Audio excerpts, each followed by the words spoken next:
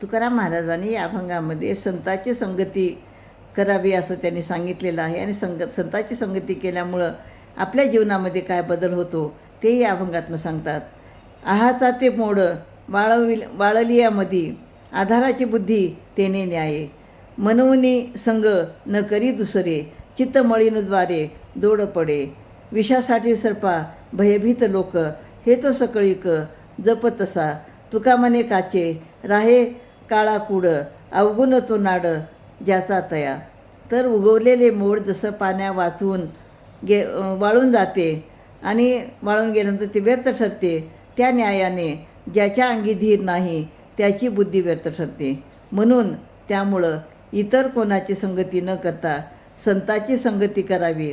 जर आपण दुष्टाची संगती केली तर आपले चित्त मलिन होते, आपल्या चित्तामध्ये चुकीचे विचार येतात, आपली दुष्ट प्रवृत्ती होते, सर्पाच्या पोटी विष असते, त्यामुळे सर्व लोक त्याला घाबरतात.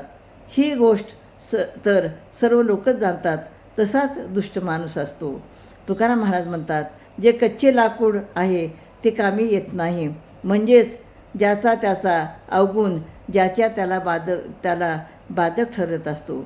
म्हणजे या ठिकाणी अभंगातनं तुकाराम महाराज म्हणतात की आपण संतांची संगती केली तर आपल्या मनामध्ये चांगले विचार येतात, आपलं मन शुद्ध होतं आणि आपण अधिक ईश्वराच्या जवळ जातो. आणि म्हणून हरिभक्तीविषयी या अभंगातनं त्यांनी सांगितलेलं आहे. रामकृष्ण हरी.